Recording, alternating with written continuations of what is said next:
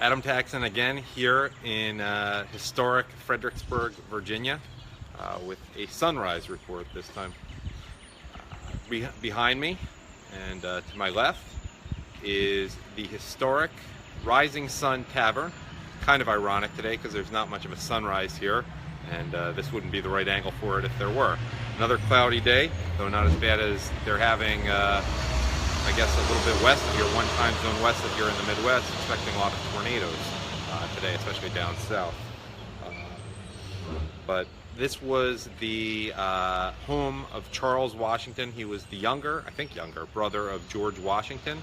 And soon after he, well, eventually it was acquired by others in maybe the 1780s and turned into a tavern. And it was a big meeting place there, very old. It hasn't really been a tavern in a long time, but it's been a museum, I think, for the last 100 years. They even have some bar wenches there working there. They have some fake indentured servants too. So that's it on my left, on the left of your screen as well. So let's talk about the news of the day. Big media is making this woman, April Ryan, into, I guess, the next version of Lara Logan, but the way she's been so victimized by Sean Spicer. And this is making the rounds today. Really not much of a story. If you look, the exchange she had with Sean Spicer wasn't even particularly heated, but that's the way it was. But anyhow, this is a big story today in the current, I don't know, what is it, 12, 24-hour news cycle. And let's keep in mind a couple things about April Ryan. It's obviously racist to say anything negative about her, that she's not the most brilliant reporter ever.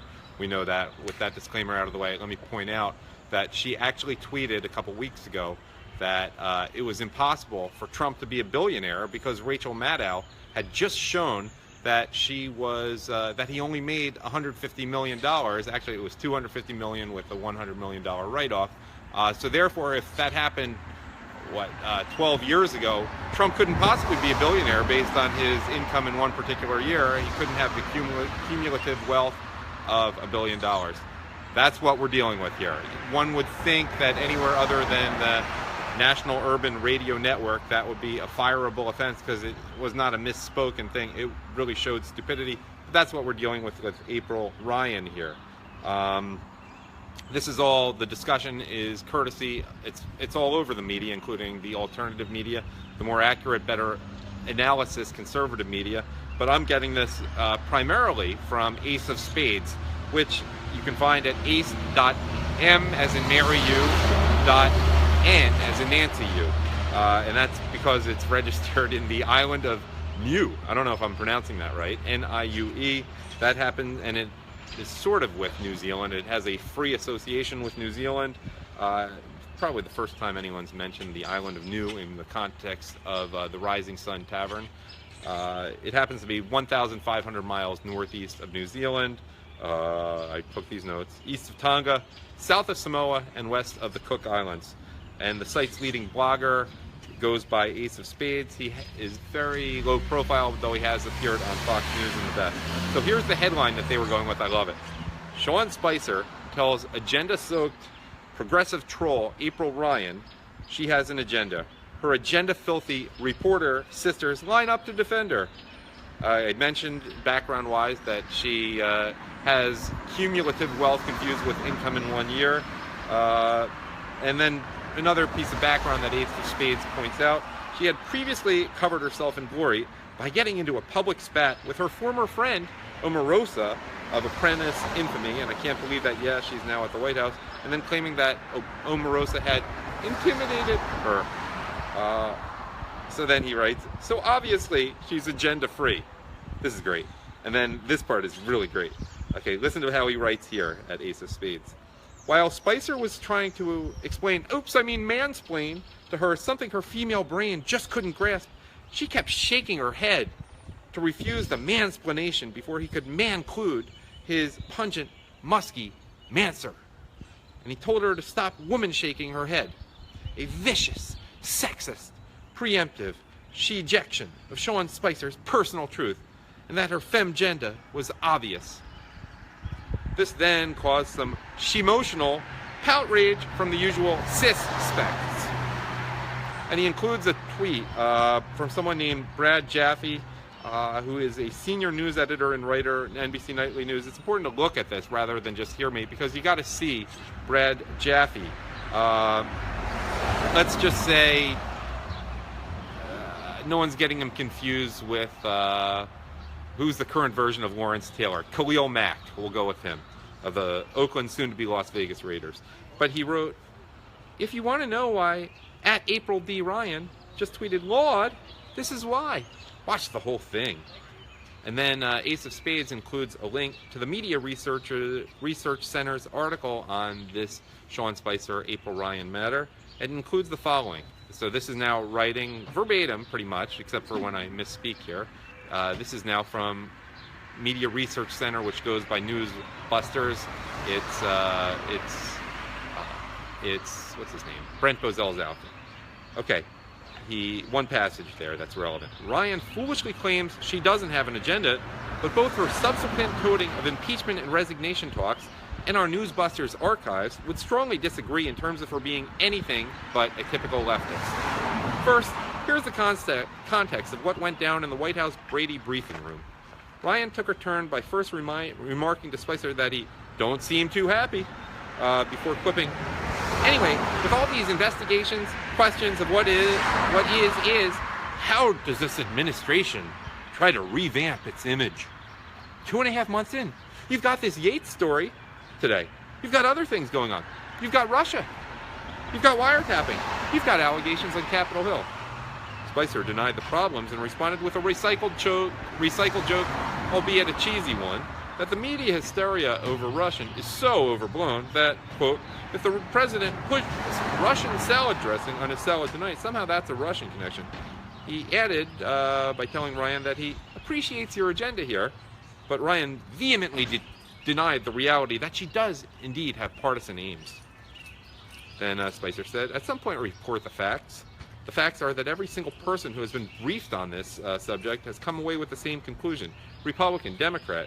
So I'm sorry that disgusts you. You're shaking your head. Now, backing that up, just see the hearings last week where they said there was no connection of any evidence between the Trump campaign colluding with Russia.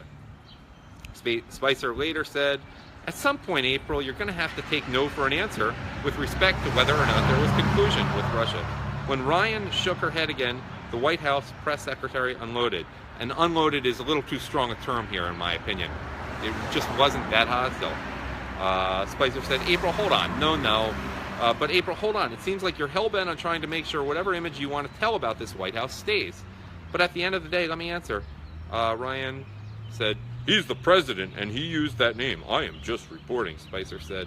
Okay, but you know what? You're asking me a question, and I am going to answer it, which is the president. I'm sorry. Please stop shaking your head again. But at some point, the reality is this president continues to reach out to individuals who supported him, who didn't support him. So less than 30 minutes later, Ryan was on MSNBC as former Trump correspondent Katie Tur, who's so clever. she likes to joke around. I dealt with her, by the way, when I was doing stuff for RSBN.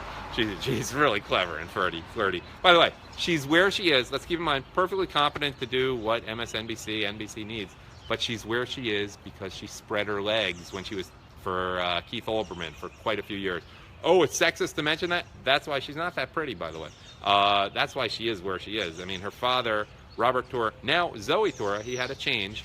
Just wasn't significant enough to grease the wheels for her. But that's why she, among all the many people who go in and work as NBC pages, who might eventually be able to get that job and perform it perfectly competently, that's really why she was the one. But anyhow, less than 30 minutes later, Ryan, the victim, was on MSNBC as former Trump correspondent. And by the way, Keith Olbermann is 20 years or so older than she is. Former Trump, and just look at him. I mean, is that attractive? Okay, less than 30 minutes later, Ryan was on MSNBC as former Trump correspondent. Katie Tur sarcastically told her that, you got an agenda. Get it, sister? She didn't say, get it, sister. Ryan reiterated that she doesn't have an agenda. And so Tur teed her up to continue. She's a very serious news person. But keep in mind, the thing, not being able to distinguish between Trump's wealth and Trump's income. That's what we're dealing with here. So, okay, you can watch that. You can see it at the MRC link. So, just some comments here this is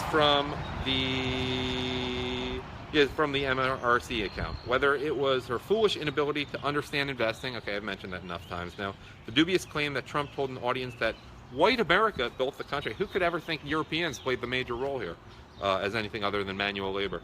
Or suggesting Steve King is mentally disabled. Ryan's reputation is anything but that of a stalwart neutral reporter. The following diatribe about the Trump administration chaos and calls for Trump to step down or be removed from office only furthers this story. Okay, this is something she said. 2.5 months in, and there is a lot swirling about this administration. 2.5 months in. I've been here for 20 years, since 1997, the second term of Bill Clinton. We've never seen anything like this before, and my question was simple. This is what she told Katie Tur. How do you change the perception problem, basically? You have investigations going. You have the head. That's how she phrases it. You have investigations going. You have the head of the Intel Committee coming here to the White House briefing people. Now, check out the grammar in this sentence. I'm making sure you're getting it verbatim. The president himself, and there is questions. Not there are questions. There is questions. I guess it's racist for me to mention that. And there is questions over the fact that this man should step down or improprieties, all other things, and obstruction of justice and other issues related to the Russian investigation. These are real issues. Yes, she said these are real issues, not these is real issues.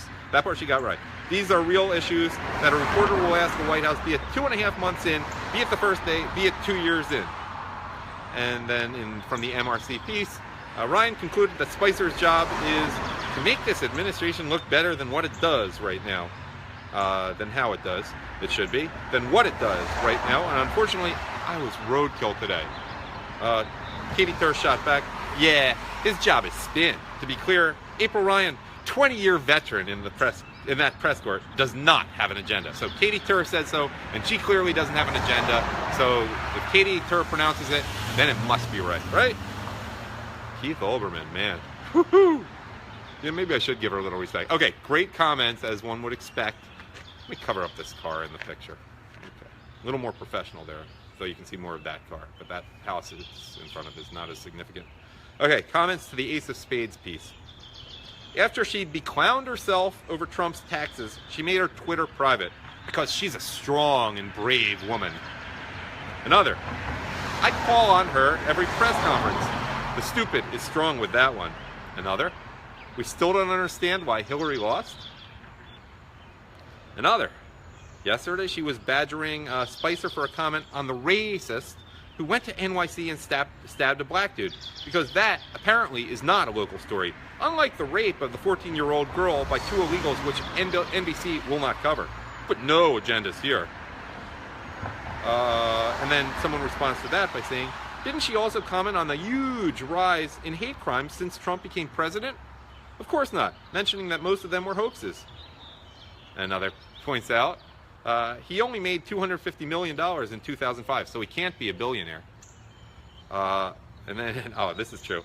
Laud, L-A-W-D, is one of those things only black people are allowed to say because white privilege. I like this. She is suffering mental... I go through these ahead of time and only give you the best ones, of course. She is suffering mental issues because her name is April and she was born on April Fool's Day. Was she actually born on April Fool's Day? I have to check that. Another, wow, she's a babbling fool.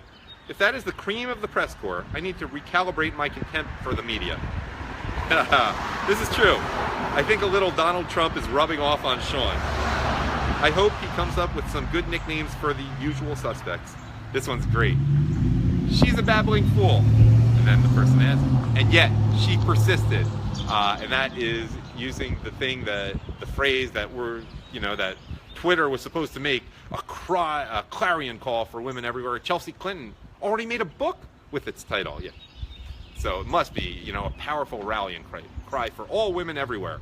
And remember who actually came up with that phrase?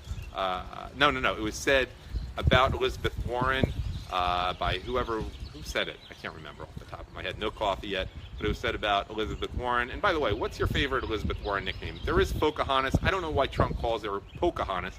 He should be calling her Pocahontas. That's the joke.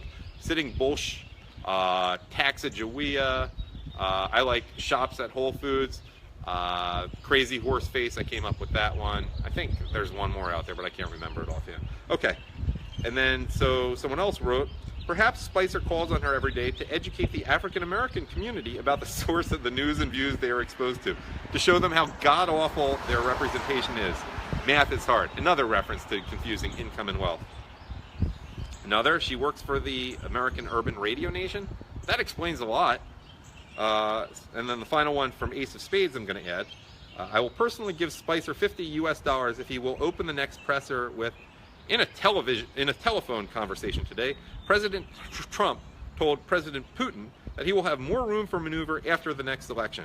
Also, Secretary Tillerson will be pressing a plastic reset button with Foreign Minister Lavrov next week in Vienna. Everything will be fine now, journalists. To Newsbusters. Oh, these are comments to Newsbusters. Okay.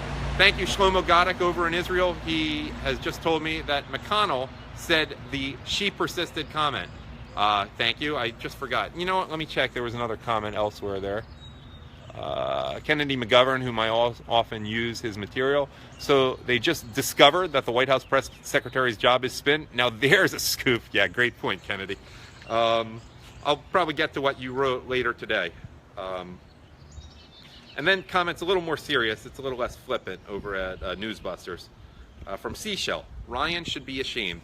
She is why the media is in the dungeon today. I hope she was as embarrassed as much as she should have been. I doubt it. I don't remember Josh Earnest being treated the way Spicer is. I hope Spicer is paid his worth commensurate to what he has to endure. I'm sure he is. Don't worry about that. Someone replied to that. Ryan is not smart enough to be embarrassed. Pathetic. And to that, probably affirmative action in action. Oh, I'm going to disagree. Then someone else wrote, professional journalists would check that opinion at the door when they go to work. Their job is to be unbiased. Shaking your head, no or yes for that matter, is not a part of the interview. As an interviewer, you're there to ask the questions and get answers, not affirm your personal or company's opinion. If you disagree with the answer you got, then after the interview, you go and dig up the truth. Find the proof to say he's wrong and report it. That's what journalism should be in a nutshell. Of course, if journalists did that, we wouldn't be on these forums now pointing out every bit of lying and bias they spew on a daily basis. And then he adds, April Ryan, you flat out suck at your job, but don't worry, the bar is set so low you can't tell you suck because you're surrounded by suck. Your entire network sucks. Yeah. Though no, I do like Al Michaels and Chris Collinworth doing NBC's football coverage, so it's not the entire network. I don't endorse that. And going on with what that commenter wrote, and that's the choice. I flub words. It happens. You want really smooth delivery? Brian Williams is out there, and who's that joker on ABC? Boy, that guy's a tool. Tom Lamas. Okay, concluding here, but they have very good diction. And that's the truly sad thing. All of us conservatives could tolerate negative, honest reporting about Trump. We're even open enough to take most of you back as honest media, if you went back to being honest. But as long as you continue to lie to accomplish whatever goals it is, and we continue to see right through those lies, you don't have a shot in hell with conservatives. Truth? What a novel concept, huh? And that concludes what I have to say from outside the Rising Sun Tavern here in historic Fredericksburg, Virginia.